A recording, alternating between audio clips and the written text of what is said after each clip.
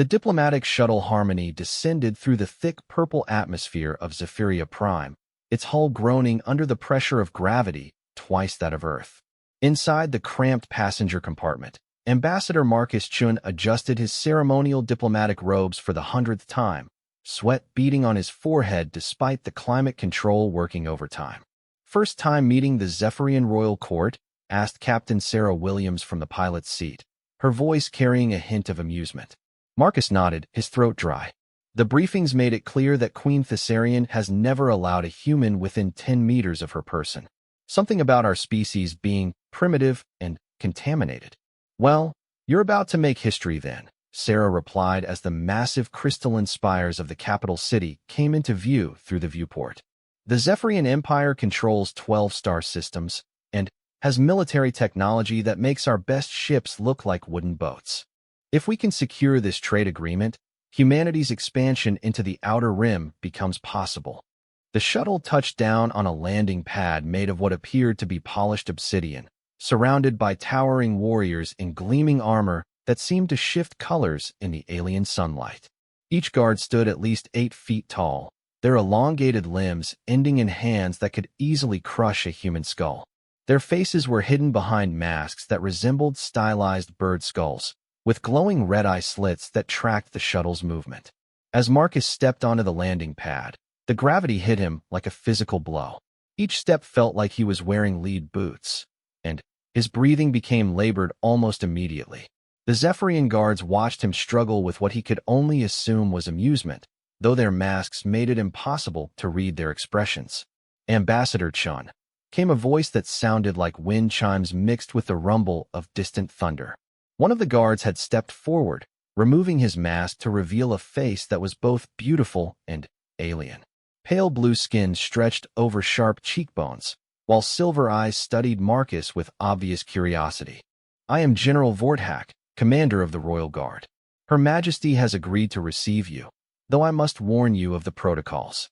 Marcus straightened his shoulders, fighting against the crushing gravity. "I'm honored by Her Majesty's consideration. I've studied your customs extensively." Vorthak's expression shifted slightly, and Marcus caught what might have been surprise. "You speak our language. This is unexpected for a human.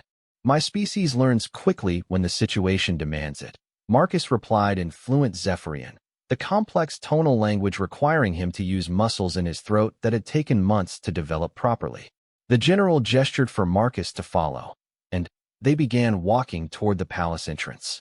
"The Queen has ruled for 3 centuries, Vorthak explained as they moved through corridors lined with living crystal formations that pulsed with inner light.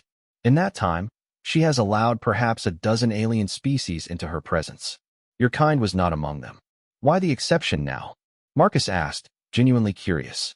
"The Hegemony War," Vorthak said simply. "Our empire has been fighting the Machine Collective for 50 years. We have lost 4-star systems and millions of lives. Recent intelligence suggests that humanity has developed weapons effective against hegemony forces." Marcus nodded carefully. It was true that human military doctrine had proven surprisingly effective against the hegemony's machine logic. Where other species had tried to outthink the collective, humans had simply overwhelmed them with unpredictable tactics and stubborn refusal to surrender even hopeless positions. They entered a vast throne room that defied physics as Marcus understood it. The ceiling stretched impossibly high, disappearing into a swirling mist of stars and nebulae that seemed to be actual space rather than a projection. Floating platforms of various sizes drifted through the air at different levels, connected by bridges that appeared and dissolved as needed. At the center of this impossible space, on a throne carved from a single massive diamond, sat Queen Thessarian. Marcus had seen holographic representations in the briefings, but they had failed to capture the reality of her presence. She was tall even by Zephyrian standards, perhaps 9 feet in height, with skin that shifted between deep purple and midnight blue depending on how the light hit it. Her hair floated around her head like she was underwater, each strand seeming to contain tiny stars. But it was her eyes that stopped Marcus in his tracks. Ancient, intelligent, and completely alien. They seemed to look through him rather than at him. "So," her voice resonated through the chamber without her lips moving, the words forming directly in Marcus's mind. This is what passes for an ambassador among the humans. You are smaller than I expected. The formal protocols Marcus had memorized flew out of his head as the Queen's mental voice continued. Your species fascinates our xenobiologists. Such short lifespans, yet you accomplish so much. Such fragile bodies, yet you survive in environments that would kill most civilized beings. Tell me, little human, why should the Zephyrian Empire ally itself with such limited creatures? Marcus felt the weight of history pressing down on him along with the planet's gravity. This moment would determine whether humanity remained trapped in their small corner of the galaxy or gained access to technologies and trade routes that could elevate them to the level of galactic powers. He looked up at the Queen, meeting those alien eyes directly. Because, Your Majesty, we're too stubborn to know when we're beaten. A silence fell over the throne room that seemed to stretch for hours. Even the floating platforms stopped moving. Marcus could hear his own heartbeat thundering in his ears as he waited for a response. Then, Queen Thessarian did something unprecedented in 3 centuries of rule. She laughed. The sound was like crystal bells mixed with the songs of whales, beautiful and utterly alien. Stubborn, she repeated, and Marcus realized she was speaking aloud now rather than projecting into his mind. Her voice was rich and melodious, with undertones that seemed to resonate in his chest. Yes, our intelligence reports mention this trait. You fight wars you cannot win, explore places that should be impossible to reach, and apparently your diplomats insult foreign royalty as an opening negotiation strategy. It wasn't intended as an insult, Your Majesty, Marcus said carefully. It was intended as an honest assessment. The Queen leaned forward on her throne, studying him with renewed interest. Honesty, another trait the reports mentioned, though they suggested it was a weakness in your species. You apparently cannot lie effectively. We can lie, Marcus replied. We're just not very good at it when it matters. Interesting. Queen Thessarian rose from her throne and began descending toward Marcus on a platform that formed beneath her feet. As she approached, he caught a scent like ozone and starlight, completely unlike anything in his experience. Your people wish to establish a trade agreement, she said, circling around him slowly. In exchange for access to our technology and trade routes, you offer military assistance against the hegemony. But you realize, do you not, that accepting such an agreement would place humanity under Zephyrian protection? You would become, essentially, a client species. Marcus felt his jaw clench. This was the part of the negotiation he had been dreading. The terms as originally proposed were less than ideal from humanity's perspective. And yet you came anyway. Because the alternative is remaining isolated until either the hegemony reaches our systems or some other galactic power decides we're worth conquering. The Queen stopped directly in front of him, close enough that Marcus could see the patterns of light that moved beneath her skin like slow lightning. You fear conquest, yet you are willing to accept subjugation. I'm willing to accept partnership, Marcus corrected. There's a difference. Is there? The Queen's voice carried what might have been amusement. Explain this difference to me, small human. Marcus took a deep breath, knowing that his next words could determine the fate of his entire species. A conquered people are forced to serve. A subjugated people are compelled to obey. But partners choose to work together for mutual benefit. Yes, humanity needs what your empire can provide. But you also need what we can offer, or you wouldn't have agreed to this meeting. Queen Thessarian's expression shifted, and for a moment Marcus thought he saw something like respect in her ancient eyes. And what is it you believe humanity can offer that the mighty Zephyrian Empire requires? Solutions to problems you can't solve with superior technology or centuries of experience, Marcus said. The hegemony is winning against you because they think like machines, logical, predictable, efficient. You've been trying to defeat them by being more logical, more predictable, more efficient. But humans don't work that way. The Queen was standing very close now, close enough that Marcus could feel the energy radiating from her skin. Continue. We make mistakes. We take unnecessary risks. We refuse to follow orders when those orders don't make sense. We improvise, we adapt, and we absolutely will not quit even when quitting is the rational choice.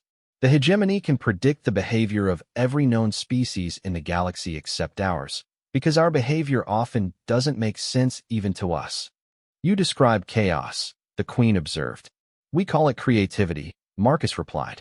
And it's been winning us battles we had no business winning. Queen Thessarian extended one long-fingered hand toward Marcus's face, stopping just short of touching his cheek. You interest me, human ambassador. Your species should have been conquered or destroyed centuries ago. Yet here you are, boldly making demands of powers that could erase your civilization with a thought. We prefer to think of them as proposals rather than demands, Marcus said, very aware of how close her hand was to his face. Proposals? The Queen's lips curved in what might have been a smile. Very well. I propose a test. What kind of test? You will remain here as our guest while a small human fleet conducts joint operations with our forces against a hegemony outpost. If your tactics prove as effective as you claim, we will discuss partnership on more equitable terms. Marcus felt a surge of hope. And if they don't prove effective? The Queen's smile became definitely predatory. Then, humanity will accept client status, or we will leave you to face the hegemony alone. How long do I remain as your guest? Until the operation is complete. Perhaps a month of your time. She paused, her hand still hovering near his face. Do not mistake this for imprisonment, Ambassador. You will have access to our libraries, our histories, our culture. Consider it an opportunity for cultural exchange. Marcus realized that this was likely the best deal humanity could hope for. I accept your proposal, Your Majesty. Excellent. The Queen finally lowered her hand, but she remained standing very close to Marcus. General Vorthak will see that you are provided with quarters appropriate to your status. We will speak again soon. As Marcus was led from the throne room, he could feel the Queen's eyes following him. He had the distinct impression that he had passed some kind of test, though he wasn't sure what he had been tested for. The quarters Vorthak provided were luxurious by human standards, a suite of rooms with adjustable gravity, atmosphere, and lighting to accommodate human needs. The walls were made of the same living crystal as the palace corridors, and they could display any environment Marcus wished to see. As he stood looking out at a projection of Earth's sunrise over the Pacific Ocean, Marcus reflected on the day's events. He had managed to avoid immediate disaster, but the real challenge lay ahead. Everything now depended on whether human military tactics could prove their worth against an enemy that had been defeating established galactic powers for half a century. More immediately, he had to survive a month as the guest of an alien queen who clearly found him amusing in a way that might or might not be entirely safe.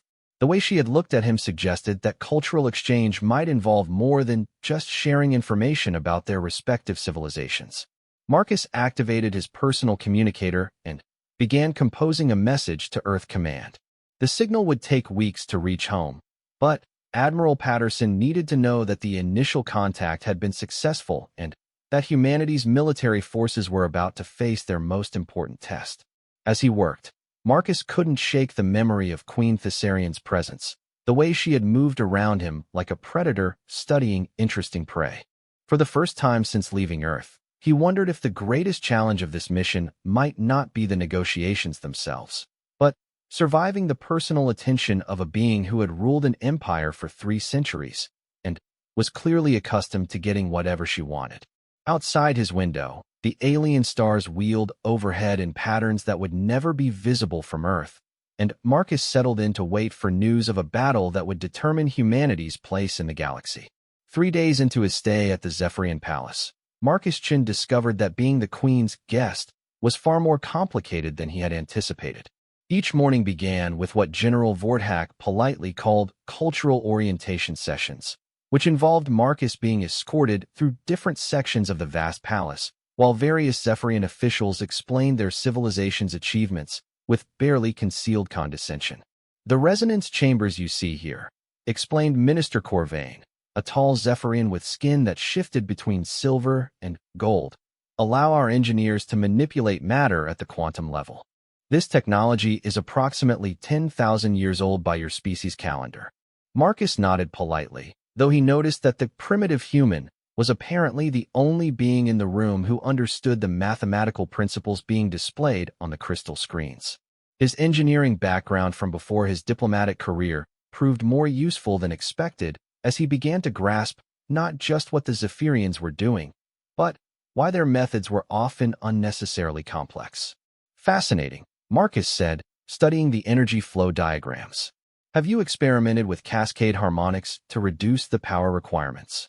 Minister Corvain's expression froze. Cascade harmonics? Marcus stepped closer to the display and began sketching modifications to their equations using gestures that the responsive crystal surface interpreted and converted into Zephyrian mathematical notation.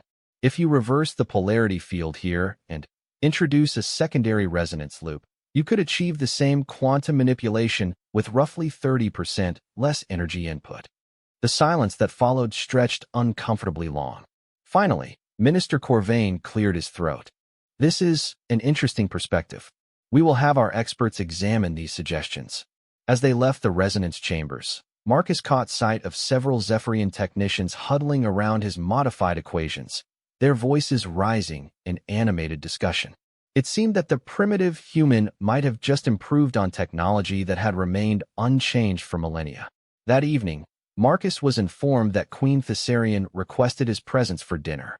He was escorted to a smaller chamber than the throne room, though smaller was relative when dealing with Zephyrian architecture.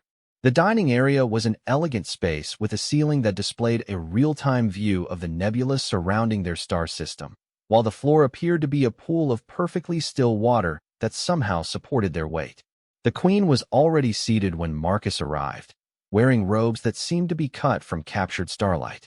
She had chosen to reduce her apparent height to something closer to 8 feet, which Marcus suspected was meant as a courtesy to avoid making him crane his neck throughout the meal. "Ambassador Chun," she said, gesturing for him to sit across from her at a table that grew from the water floor as he approached. "I trust you found today's educational session informative?" "Very much so, Your Majesty," Marcus replied, settling into a chair that adjusted itself to his human proportions. "Your people have achieved remarkable things." "Yes, we have," the Queen agreed, with no false modesty. "Though I understand you made some suggestions regarding our quantum manipulation technology." Marcus chose his words carefully. "I offered a different perspective on the mathematical relationships involved. Sometimes an outside viewpoint can reveal overlooked possibilities." Queen Thessarian's lips curved in what was definitely amusement this time. "Minister Corvain was quite agitated when he reported to me. Apparently, your outside perspective identified an efficiency improvement that their experts have been trying to achieve for the past century. I'm sure your experts would have found the solution eventually," Marcus said diplomatically. "Perhaps," the Queen mused, "though I suspect you are being modest. Tell me, Ambassador, what did you do before becoming a diplomat?" "I was an engineer, Your Majesty. Specifically, I designed power distribution systems for space stations." The Queen leaned forward slightly, her ancient eyes studying him with renewed interest. "An engineer. How delightfully practical. Most diplomats I have encountered were trained in nothing more useful than the art of saying much while revealing little." Food began appearing on the table between them, dishes that looked like nothing Marcus had ever seen but smelled surprisingly appealing.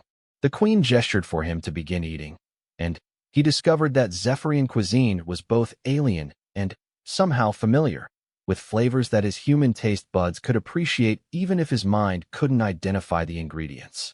"Your military forces began their operation against the hegemony outpost yesterday," the Queen mentioned casually as she ate something that looked like crystallized music. Marcus nearly choked on what might have been fermented starlight. "Has there been any word on their progress?" "Initial reports are interesting." The Queen's expression revealed nothing. "Your Admiral Patterson seems to have ignored every piece of tactical advice our military advisors provided." Marcus felt his stomach drop. "I see.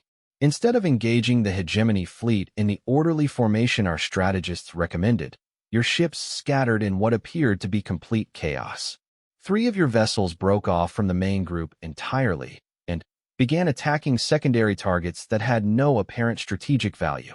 This sounded exactly like something Admiral Patterson would do, but Marcus wasn't sure whether the Queen was describing a brilliant success or a catastrophic failure. "And the result?" Queen Thessarian was quiet for a long moment, her eyes fixed on Marcus as if she were weighing how much to reveal. The hegemony fleet was completely destroyed with minimal friendly casualties. The outpost was captured intact, along with several technological assets our intelligence services have been trying to acquire for decades. Marcus blinked. That's good news. The hegemony collective's strength lies in its ability to predict and counter enemy actions through logical analysis, the Queen explained. They had obviously studied our previous tactics extensively and prepared appropriate responses. What they had not prepared for was your Admiral Patterson apparently deciding to ignore all established military doctrine and instead pursue what could only be described as organized chaos. Despite himself, Marcus smiled. We call it adaptive improvisation under pressure, but organized chaos is probably more accurate. Your forces achieved something we have failed to accomplish in 50 years of warfare, the Queen continued. They made the hegemony's logical processes work against them.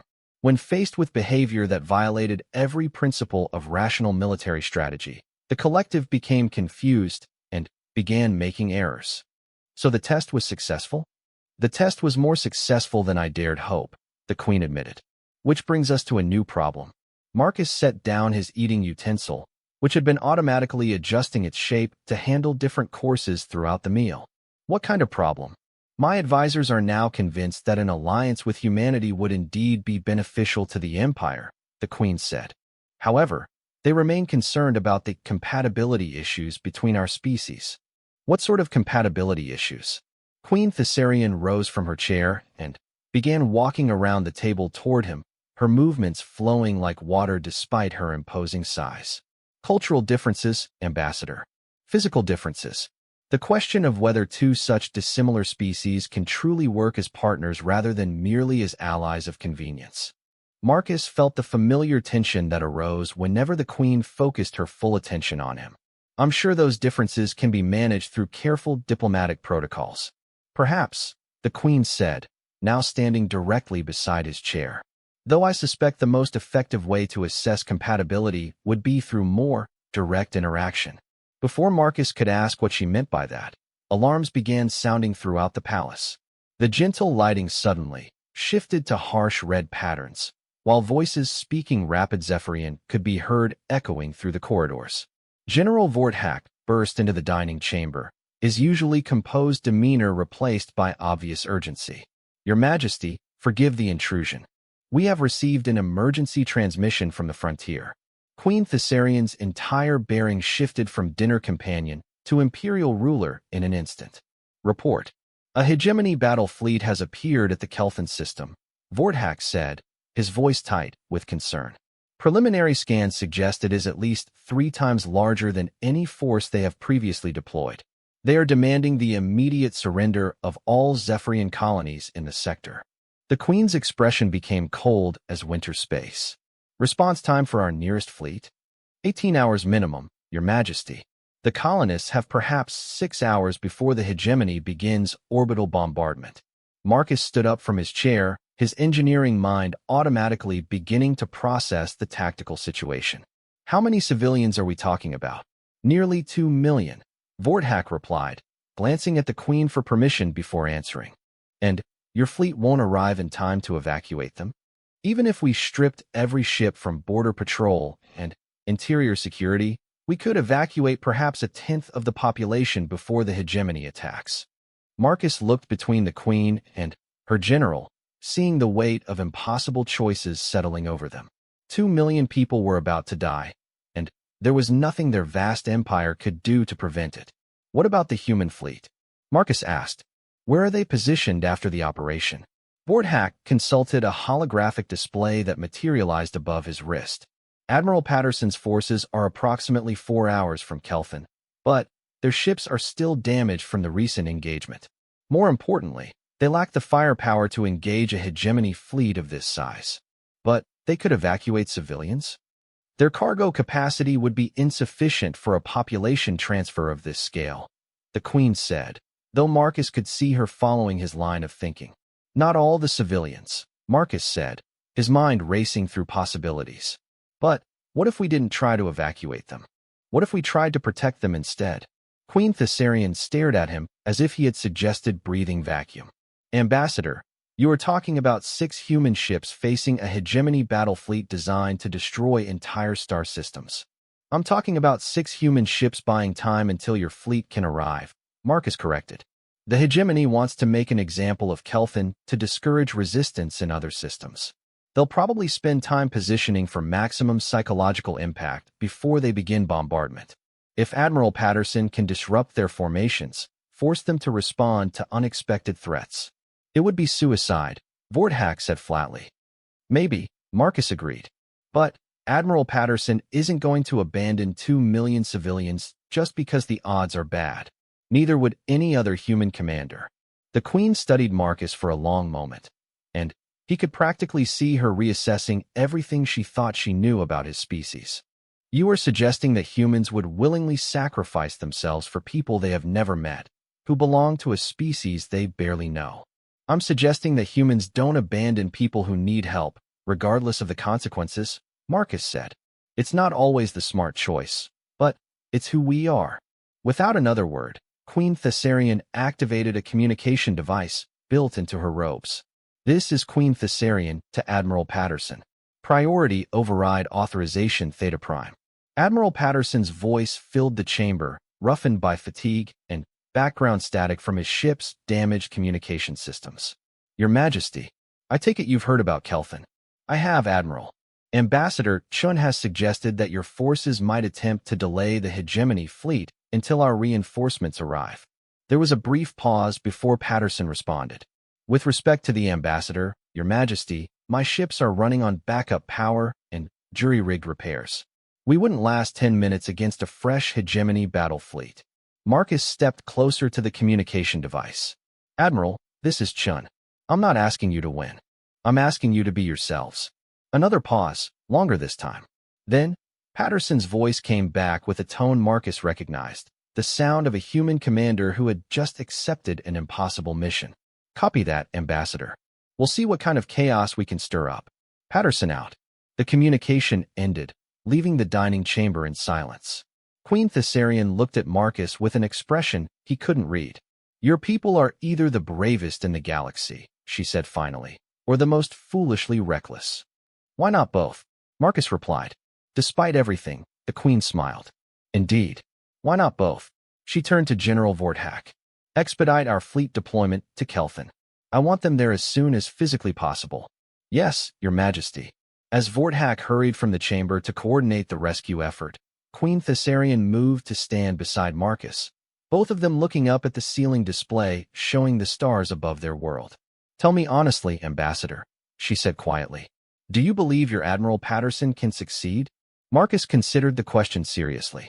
I believe he'll do something the hegemony won't expect. Whether that's enough. He shrugged. We'll know in a few hours. The Queen nodded slowly. In my 3 centuries of rule, I have learned that the difference between wisdom and foolishness is often determined solely by the outcome of events. If your people survive this day, they will be called heroes. If they do not, they'll still be heroes, Marcus said firmly. Just dead ones. Queen Thessarian turned to study his profile as he continued watching the stars. You truly believe that, don't you? That heroism is defined by the choice to act rather than by the success of that action. I believe that some things matter more than whether you live through them, Marcus replied. For the first time since he had arrived on Zephyria Prime, the Queen reached out and actually touched him, placing one long-fingered hand on his shoulder. Her skin was warm despite its alien appearance, and he could feel energy flowing beneath the surface. Your species continues to surprise me, Marcus Chun, she said, and he realized it was the first time she had used his first name. Perhaps true partnership between our peoples is possible after all. As they stood together watching the stars, both knowing that somewhere among those distant lights, 6 human ships were racing toward a battle they could not win, Marcus found himself hoping that whatever happened at Kelthan, it would prove that humanity deserved the chance to stand as equals among the powers of the galaxy. The next few hours would determine whether humans were worthy partners or merely interesting failures. Either way, they were about to face that judgment as themselves, stubborn, reckless, and absolutely unwilling to abandon those who needed their help. The war room in the depths of Queen Thessarian's palace had been designed to coordinate the defense of 12 star systems. But tonight it felt cramped as dozens of Zephyrian military officials crowded around holographic displays showing the Kelthon system.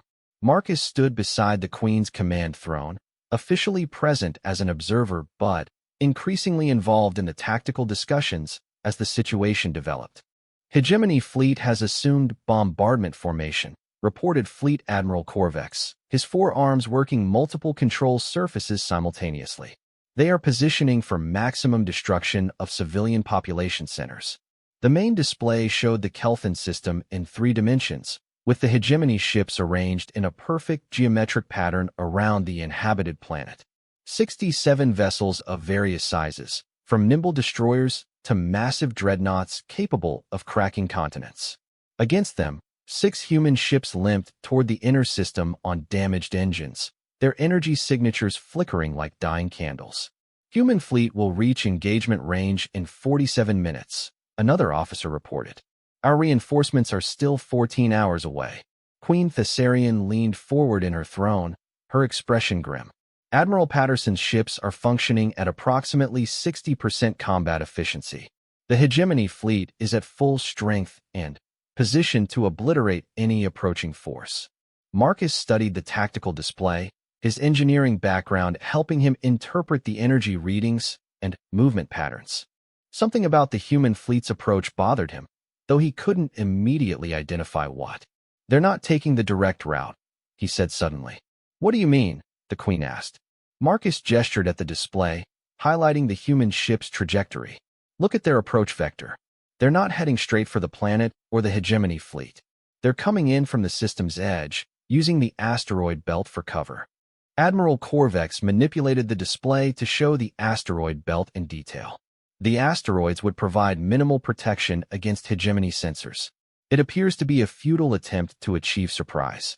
Unless they're not trying to achieve surprise, Marcus mused. What if they want the hegemony to know exactly where they are? Before anyone could respond to this puzzling observation, new signals appeared on the tactical display. The human ships had begun broadcasting on all frequencies, sending messages not just to the hegemony fleet, but to every receiver in the system. Admiral Patterson's voice filled the war room, transmitted across light years of space with typical human directness. "This is Admiral Patterson of the Terran Space Navy to all hegemony forces in the Kelthon system. You are ordered to withdraw immediately and cease all hostile actions against civilian targets." A moment of stunned silence passed before Fleet Admiral Corvex found his voice. Did he just order a hegemony battle fleet to surrender?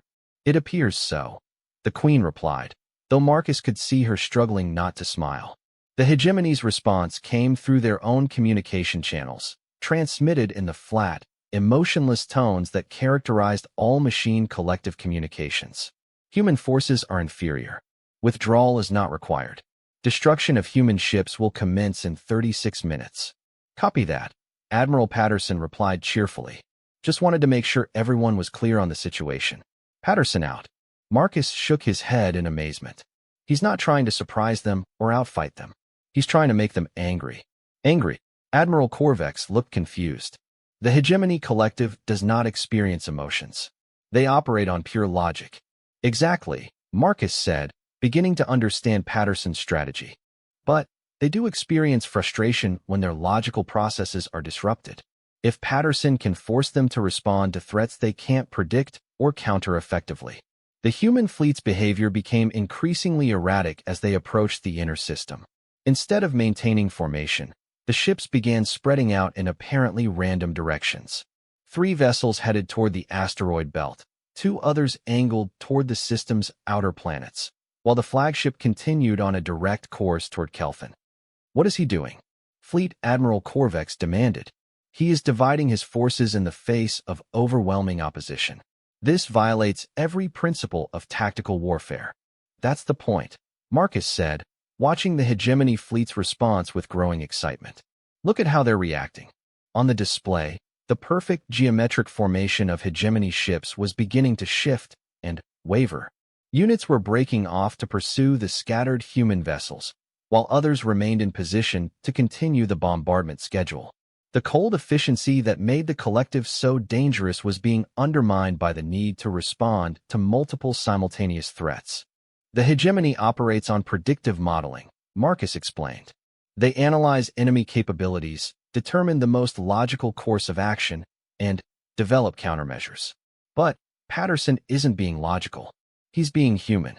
Queen Thessarian leaned back in her throne, her ancient eyes fixed on the tactical display. Your admiral is gambling the lives of his crews on the assumption that chaos is more powerful than order. Not chaos, Marcus corrected. Improvisation. There's a difference between random action and adaptive response under pressure. As if to prove his point, the human ships suddenly changed their behavior again. The three vessels in the asteroid belt began using mining charges to break apart large asteroids, sending debris clouds drifting toward the hegemony formation. The two ships near the outer planets started broadcasting false sensor readings, creating the illusion of additional human forces hidden throughout the system. Meanwhile, Admiral Patterson's flagship did something completely unexpected. It stopped. He has ceased all forward momentum, reported a sensor technician, disbelief evident in his voice. The human flagship is just sitting there. 12 minutes from hegemony weapons range, Admiral Corvex added. His position is completely indefensible. The hegemony fleet paused in its repositioning, apparently as confused by this development as the Zephyrian observers.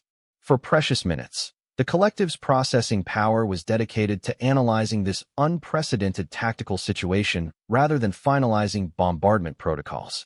Then, Admiral Patterson broadcast again, and Marcus finally understood the full scope of his strategy. Kelthan civilian authorities, this is Admiral Patterson. We're going to need you to start evacuation procedures for your coastal regions. My ships are about to do something that's going to make the oceans very choppy. Queen Thessarian sat up straight in her throne. What is he planning?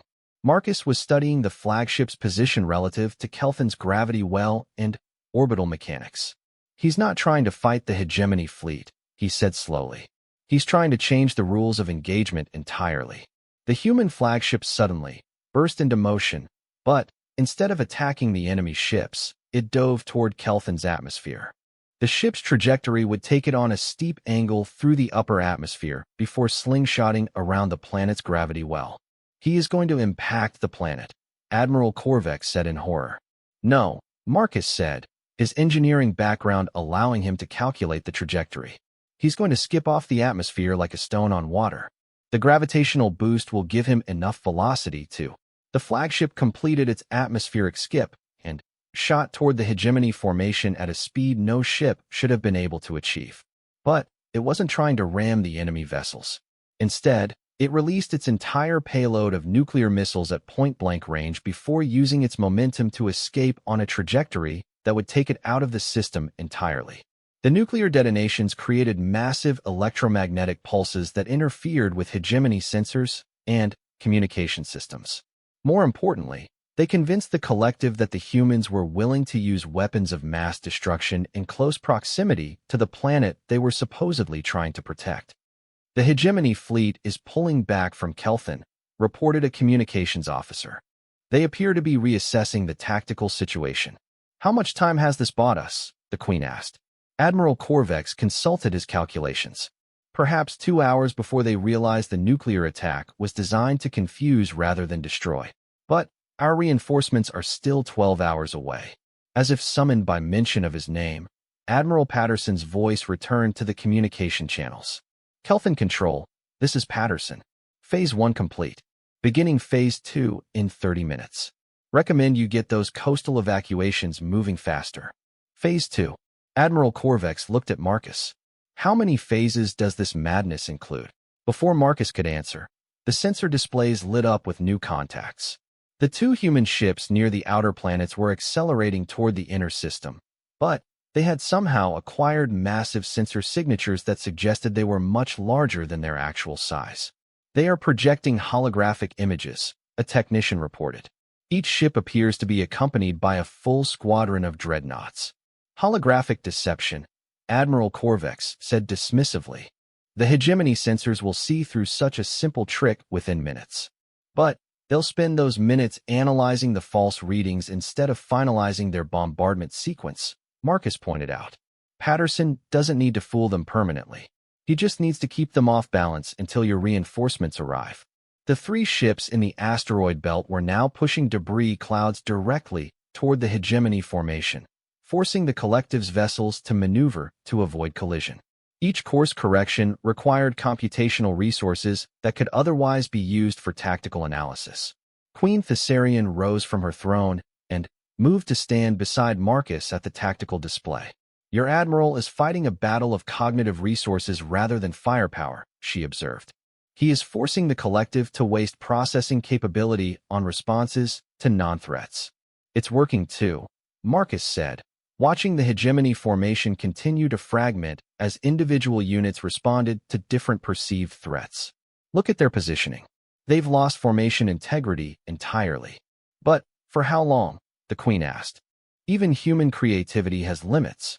As if in response to her question, Admiral Patterson's voice returned with an announcement that left everyone in the war room speechless. All ships, this is Patterson. We have successfully delayed hegemony bombardment operations for approximately 90 minutes. Unfortunately, that appears to be the limit of what we can accomplish with conventional tactics. Initiating Protocol Omega. Admiral Corvex nearly dropped his control interface. Protocol Omega? What is Protocol Omega? Marcus felt his stomach sink. I think I know, but I really hope I'm wrong. The human flagship, which had been coasting on the edge of the system after its atmospheric skip maneuver, suddenly changed course again. But this time, its trajectory was aimed directly at the largest hegemony dreadnought. He is going to ram them, Admiral Corvex said in disbelief. Not ram, Marcus said grimly. Something worse. Admiral Patterson's final transmission confirmed Marcus's fears. All hegemony forces, this is your last warning to withdraw. You have 60 seconds to begin evacuation of this system before I detonate my ship's antimatter containment directly adjacent to your command vessel. The war room fell silent except for the quiet hum of electronic systems. Queen Thessarian stared at the tactical display, where a single human ship was approaching a vessel 10 times its size with the clear intention of mutual destruction. He is bluffing, Admiral Corvex said, though his voice lacked conviction. No rational being would sacrifice themselves and their crew for a planet of strangers. That's exactly the point, Marcus said quietly. Admiral Patterson isn't being rational. He's being human. The hegemony collective apparently reached the same conclusion, because their response came with uncharacteristic speed. Human vessel will withdraw immediately. Bombardment operations have been postponed pending fleet reorganization. Negative, Admiral Patterson replied. Bombardment operations have been canceled permanently. You have 30 seconds to begin system evacuation. For the first time in the war room's history, Queen Thessarian began laughing. The sound was rich and musical, filling the chamber with genuine amusement that seemed wildly inappropriate given the circumstances. Your admiral is engaging in a game of mutual assured destruction with an enemy that controls 67 ships, she said between laughs. And he is winning. The collective operates on cost-benefit analysis, Marcus explained. Destroying one human ship isn't worth losing their most powerful vessel, especially when they can't predict what the other human ships might do in response. As they watched, the hegemony fleet began withdrawing from Kelfin orbit, their perfect formation replaced by what could only be described as a hasty retreat. Admiral Patterson held his position until the last enemy vessel jumped to hyperspace. Then, finally, altered course to avoid collision with the abandoned dreadnought. Kelfin Control, this is Admiral Patterson, came the final transmission.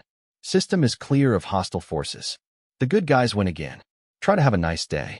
Queen Thessarian turned to Marcus, her expression mixing admiration with something that might have been affection. Your species has just demonstrated something I did not think was possible, Ambassador. You have defeated superior technology through pure audacity. We prefer to call it enlightened stubbornness, Marcus replied. The Queen's laughter returned, and this time it was joined by chuckles from the Zephyrian officers throughout the war room. For the first time in 50 years of warfare, the hegemony collective had been forced to retreat, not through superior firepower or brilliant strategy, but through the simple human refusal to accept defeat. I believe, Queen Thessarian said, placing her hand on Marcus's shoulder again, that the terms of our partnership require significant revision. It seems humanity has more to offer than even you realized.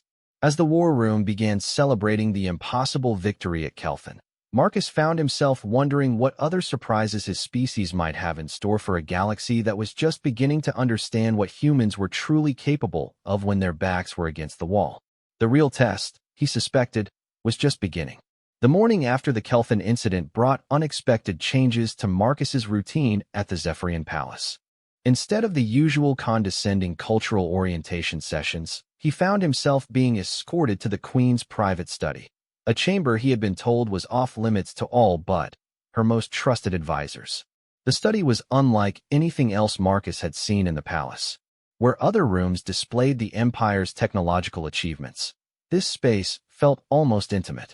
Books and data crystals lined the walls, while comfortable seating areas were arranged around a massive desk carved from what appeared to be a single piece of meteoric stone. Natural light streamed through crystalline windows that offered a view of the palace gardens, where alien flowers bloomed in impossible colors. Queen Thessarian was waiting for him, dressed more simply than usual in flowing robes that seemed to be made of captured moonlight. She had reduced her height to approximately 7 feet, which Marcus was beginning to recognize as a gesture of consideration for his comfort. "Good morning, Marcus," she said, using his first name again. "I trust you slept well despite the excitement." "As well as can be expected after watching my people threaten mutual annihilation with a superior force," Marcus replied. Taking the seat, she indicated across from her desk.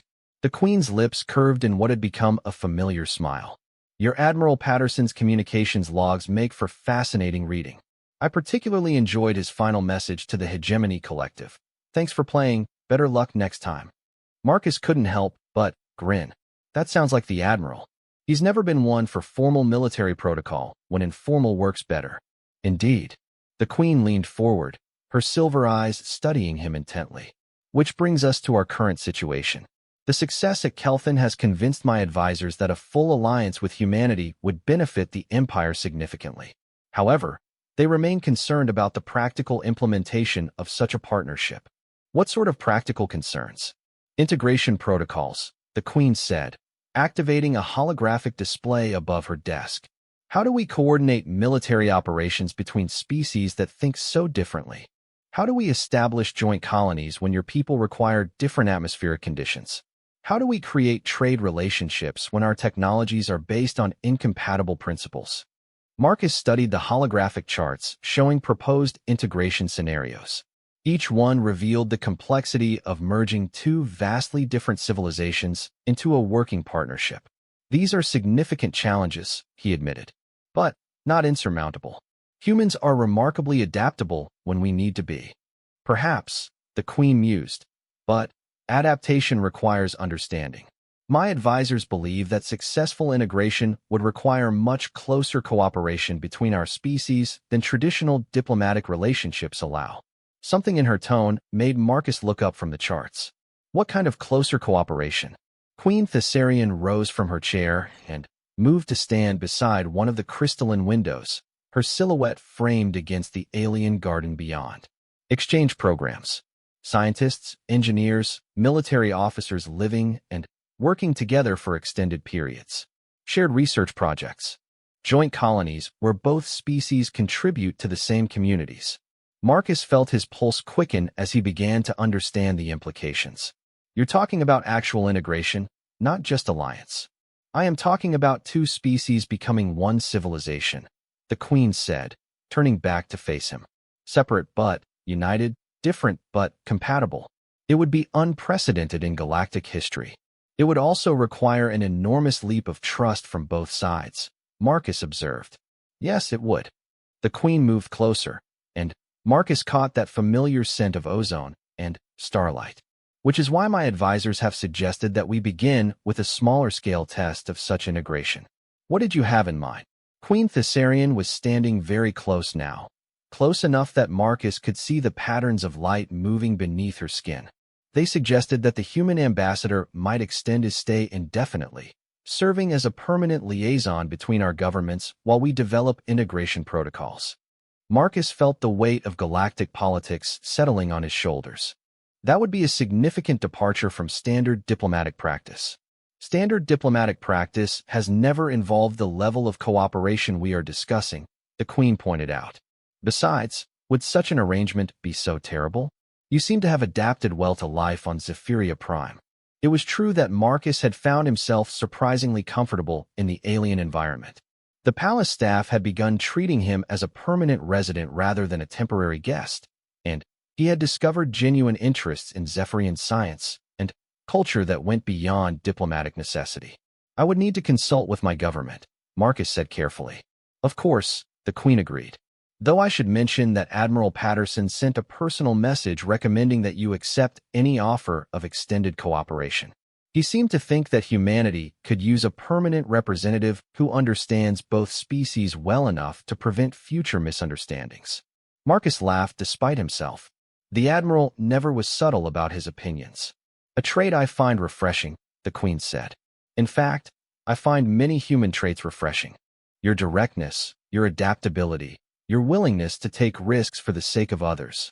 She trailed off, her eyes meeting his with an expression that made Marcus suddenly aware of how alone they were in the private study. The Queen had dismissed her usual retinue of guards and advisors, creating an intimacy that felt both dangerous and intriguing. Your Majesty, Marcus said, his voice slightly strained. I should point out that there are certain protocol considerations. Marcus, the Queen interrupted gently. We are discussing the possibility of integrating our civilizations. I think we can dispense with excessive formality. She moved even closer, and Marcus found himself fighting the urge to step back. Not because he felt threatened, quite the opposite. Queen Thessarian's presence was becoming increasingly compelling, and he was beginning to understand that her interest in integration might extend beyond purely political considerations. Thessarian, he said, using her name for the first time. What exactly are we talking about here? The Queen smiled, and, for the first time since he had met her, the expression seemed completely unguarded. We are talking about the fact that successful integration requires understanding not just between governments, but between individuals. We are talking about whether a human and a Zephyrian can truly trust each other, work together, perhaps even. She reached out and gently touched his cheek with one long-fingered hand, her alien skin warm and electric against his face. Perhaps even care for each other, she finished softly. Marcus felt his breath catch. The Queen's touch was unlike anything he had ever experienced, not just physically, but on some deeper level that seemed to resonate with his very being. He could feel energy flowing between them, a connection that transcended species differences. This is moving rather quickly, he said, though he made no move to pull away from her touch. I have lived for 3 centuries, Marcus, Thessarian replied. I have learned to recognize when something is worth pursuing quickly rather than allowing it to slip away through excessive caution. And you think this, whatever this is worth pursuing? I think, the Queen said, her other hand coming up to frame his face, that you are the first being in 3 centuries who has treated me as Thessarian rather than Queen Thessarian. I think you are the first person who has looked at me and seen an individual rather than a symbol of imperial power. Marcus realized that she was absolutely right. Despite her imposing presence and obvious authority, he had been responding to her as a person rather than a position almost from their first meeting. Her intelligence, her humor, her genuine curiosity about his species. These were the qualities that had drawn his attention, not her political importance.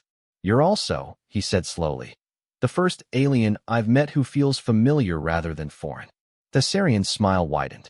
Perhaps that is what successful integration truly means. Not the absence of differences, but the presence of understanding despite those differences. Before Marcus could respond, she leaned down and kissed him. The sensation was unlike anything in his experience. Thessarian's lips were soft but carried an electric charge that seemed to flow through his entire nervous system.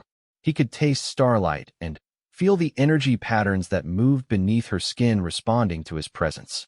When they separated, Marcus found himself breathing hard while Thessarian watched him with obvious satisfaction. He began. Unprecedented, she finished. Which seems appropriate, given that we are discussing an unprecedented partnership between our species. Marcus laughed, feeling slightly dizzy from both the kiss and the implications of what was happening. I'm pretty sure my diplomatic training didn't cover this scenario. I suspect most diplomatic training assumes that negotiations remain purely political, Thessarian said, her hands still framing his face. But the most important partnerships often transcend the merely political, don't they? Are you proposing what I think you're proposing? Thessarian's expression became more serious, though her hands remained gentle against his skin. I am proposing that we explore whether the connection I feel between us is real and sustainable.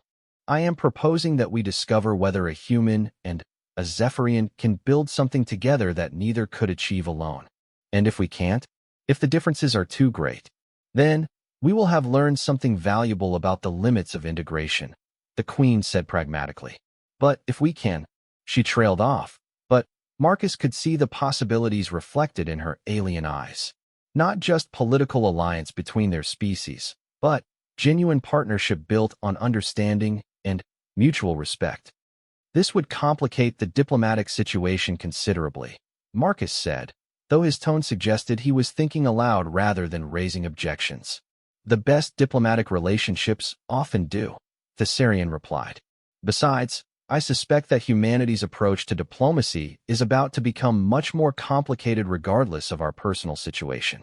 Your species has demonstrated capabilities that will force every galactic power to reconsider their assumptions.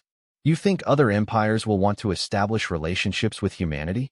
I think other empires will want to understand how a species with your technological limitations managed to defeat the hegemony through pure audacity, the Queen said. Humanity is about to become very popular, Marcus. The question is whether you will accept inferior positions as client species or demand true partnerships. Marcus considered this possibility. If other galactic powers began courting humanity with offers of alliance, Earth's negotiating position would improve dramatically. No longer would humans be forced to choose between isolation and subjugation. You're suggesting that the success at Kelthon has changed everything, he said.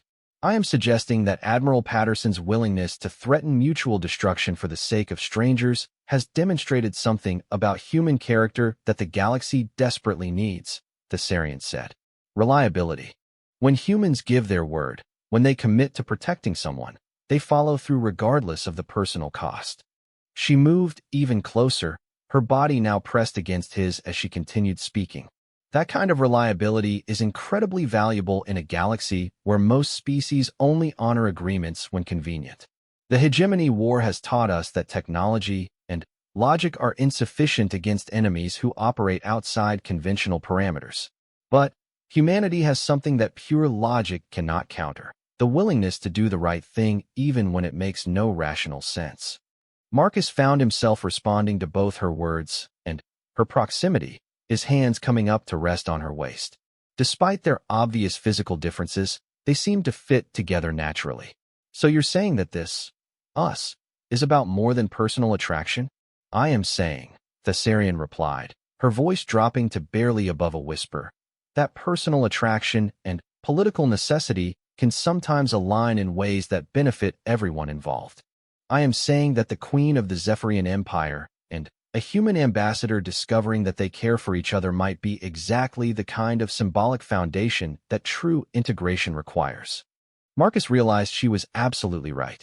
If they could make this work, if a human and a Zephyrian could build a genuine relationship despite all their differences, it would prove that integration was possible on the deepest level. Are you always this strategic about your personal relationships? He asked. Thessarian laughed, the sound musical and warm. Only when those relationships have the potential to change galactic history. She kissed him again, and this time Marcus responded without reservation, his arms tightening around her as he finally stopped fighting the connection that had been building between them since their first meeting. When they separated, both breathing hard, Thessarian rested her forehead against his. So, she said softly, will you accept my proposal for extended cooperation, Ambassador Chen? Marcus smiled, feeling like he was standing at the edge of a cliff with the choice between safety and An incredible leap into the unknown. I accept, Your Majesty, he said. Though I think the terms of our cooperation might be rather different from what your advisors had in mind. Thessarian's answering smile was radiant. I suspect my advisors are about to learn that humans are even more surprising than they realized. 6 months after the Battle of Kelphin, the Zephyrian Palace had become something unprecedented in galactic history, the unofficial embassy for a dozen different species seeking partnership with humanity. Marcus Chin stood in what had once been a formal reception chamber, now converted into a bustling center of interspecies diplomacy, watching representatives from the crystalline hierarchy argue with delegates from the Void Runners over who had the better offer for human military consultation. Ambassador, came a familiar melodic voice behind him. You appear to be contemplating the chaos with unusual satisfaction. Marcus turned to find Queen Thessarian approaching, dressed in the less formal robe she had taken to wearing during their private time together. Even after months of partnership, the sight of her still made his heart race in ways that had nothing to do with diplomatic protocol.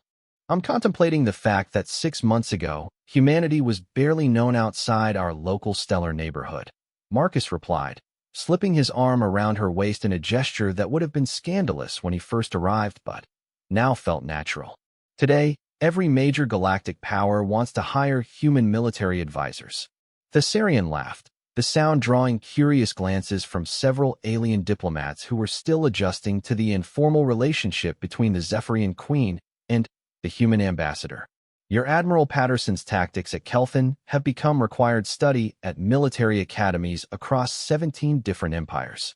I understand there is now an entire course called Adaptive Chaos Theory at the prestigious Andromedan War College.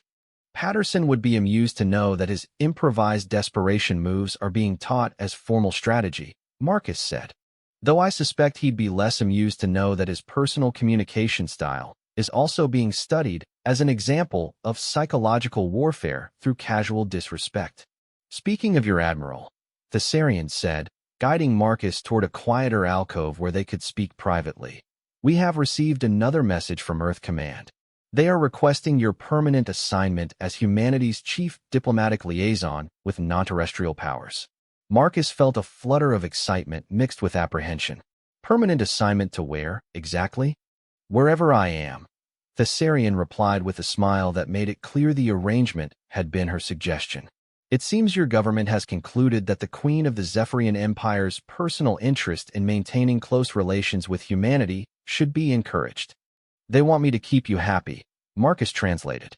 They want you to keep me interested in protecting human interests, Thessarian corrected. Though I suspect they would be surprised to learn how thoroughly you have succeeded in both objectives. Marcus pulled her closer, marveling again at how perfectly they seemed to fit together despite their obvious differences. And how do you feel about having me as a permanent fixture in your life?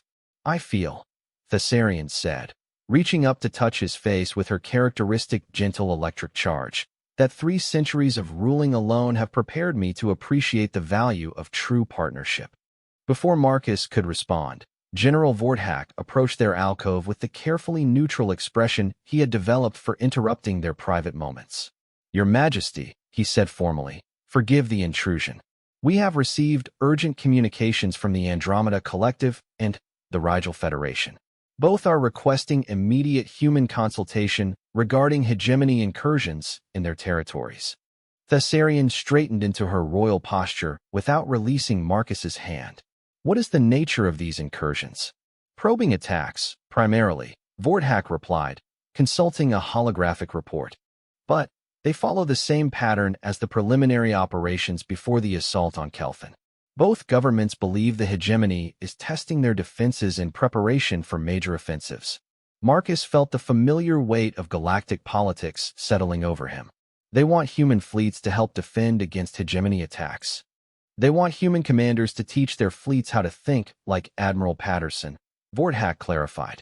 Both governments have reviewed the tactical records from Kelphin and concluded that traditional military doctrine is insufficient against hegemony adaptive strategies. Thessarian squeezed Marcus's hand. What do you think, Ambassador? Is humanity prepared to become the galaxy's military consultant? Marcus considered the question seriously. The requests represented an incredible opportunity for humanity to establish itself as an essential partner rather than a junior ally. But they also carried enormous risks. If human tactics failed against the hegemony in a different context, humanity's newfound reputation would be destroyed. I think, Marcus said slowly, that we need to be very careful about what we promise. Admiral Patterson succeeded at Kelthon partly because he was defending innocence he couldn't abandon. Human tactical creativity works best when we're fighting for something we believe in. Meaning we should accept these requests, but with conditions. Human commanders will only take operational control if they're fighting to protect civilian populations. We won't participate in purely territorial wars or conflicts where we don't understand the moral stakes. Vorthack's eyebrows rose in surprise. You are proposing that humanity establish moral criteria for military assistance. I'm proposing that humanity be honest about what we're good at, Marcus replied. We excel when we're the underdogs protecting something important. We're less effective when we're trying to be conventional military forces supporting conventional political objectives. Thessarian studied him with obvious admiration. You are suggesting that humanity's strength lies not in superior tactics, but in superior motivation. Exactly. If the Andromeda Collective and the Rigel Federation want human assistance, they need to accept that human commanders will prioritize civilian protection over military objectives. They need to understand that we'll take crazy risks to save lives, but won't waste lives to capture territory.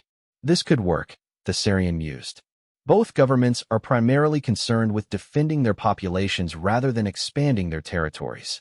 And having human forces committed to civilian protection would reassure their people that the war effort serves their interests rather than just political ones. General Vorthack looked between them with the expression of a professional military officer trying to adapt to diplomatic thinking. Shall I inform both governments of these conditions? Inform them, Thessarian said, and also let them know that any agreements will be negotiated through Ambassador Chun as humanity's official representative. If they want human assistance, they will need to accept human diplomatic protocols as well as human military methods. As Vorthack departed to handle the communications, Marcus realized that his personal relationship with Thessarian was transforming into something much larger, a new model for how humanity could engage with galactic civilization. We're creating something unprecedented, he said. We are creating something necessary, Thessarian corrected. The galaxy has operated for millennia on the assumption that military power and technological advancement are the only factors that matter in interspecies relations. Your species has demonstrated that moral clarity and stubborn determination can be equally important.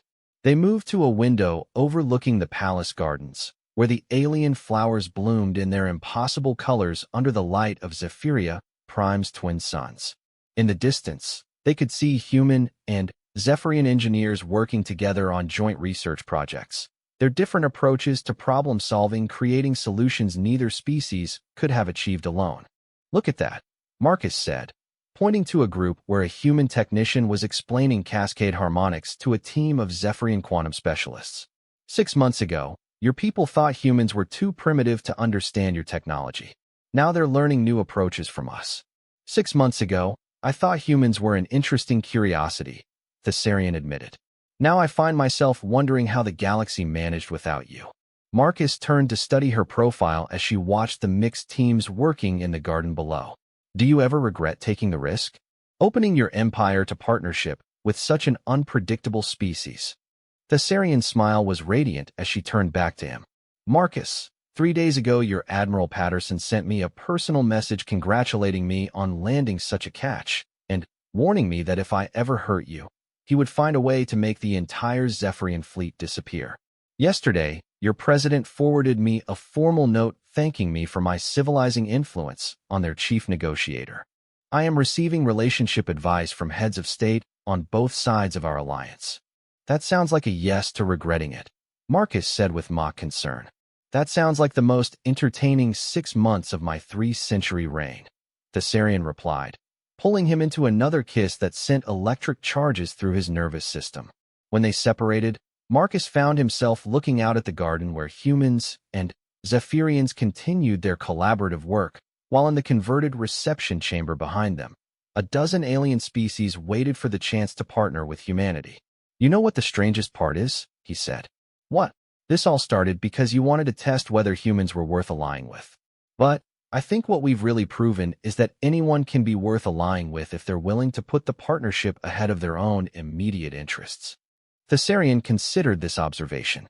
You mean that successful cooperation requires both species to change, not just one species adapting to the other? Exactly. Your people learned to appreciate human creativity and moral stubbornness. My people learned to appreciate Zephyrian patience and long-term thinking. We both became something better than we were separately. And now we are offering that model to the rest of the galaxy, Thessarian said, her voice carrying a note of pride. Not human dominance or Zephyrian superiority, but genuine partnership based on mutual respect and shared values.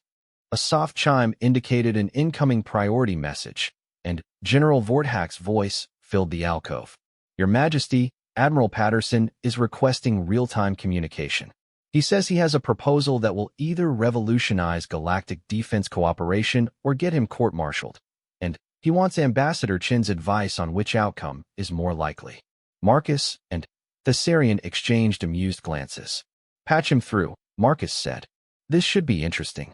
Admiral Patterson's image appeared in a holographic display, his weathered features showing the familiar combination of exhaustion and excitement that indicated he had been working on something audacious.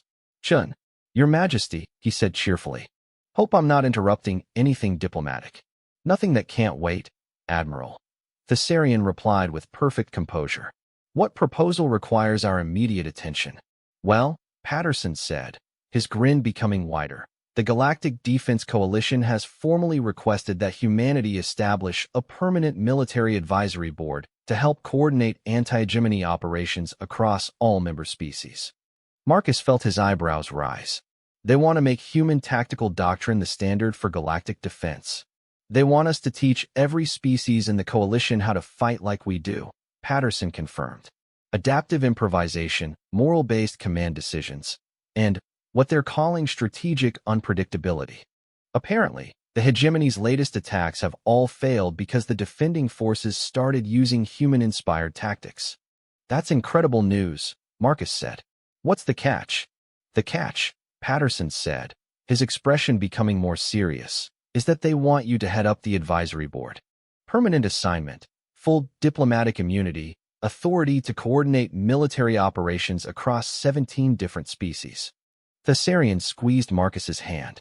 In other words, they want humanity's most successful diplomat to become the galaxy's military coordinator.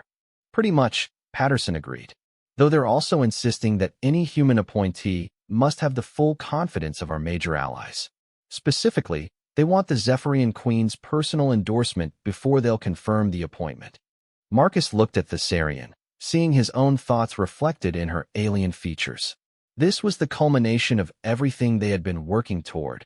Humanity not just accepted as an equal partner, but recognized as an essential leader in galactic affairs. What do you think? He asked her. I think, Thessarian said, her voice carrying centuries of royal authority, that the galaxy is finally ready to learn what humanity has always known, that the greatest victories come not from superior power, but from the refusal to abandon those who need protection. She activated the formal communication protocols, and her voice took on the ceremonial tones of state diplomacy. Admiral Patterson, please inform the Galactic Defense Coalition that the Zephyrian Empire offers its complete and enthusiastic endorsement of Ambassador Marcus Chin's appointment to lead the Joint Advisory Board. Furthermore, the Empire pledges full support for all initiatives designed to spread human tactical and moral philosophy throughout coalition forces. Patterson's grin became positively radiant. Outstanding. I'll relay that immediately. Oh, and Your Majesty? Thanks for keeping our best negotiator happy. The improvement in his diplomatic effectiveness has been remarkable. As the communication ended, Marcus found himself holding hands with an alien queen while contemplating a future where humanity would help coordinate the defense of dozens of worlds, where human values of stubborn protection and creative problem-solving would become the standard for galactic civilization. You realize, he said to Thessarian, that this means we'll be working together for the foreseeable future. Permanently. Marcus, she replied, her smile carrying all the warmth of a binary sunrise. I was counting on it. Looking out at the garden where humans and Zephyrians continued their collaborative work, Marcus reflected on how far they had all come. 6 months ago, he had been a nervous ambassador trying to avoid a diplomatic disaster.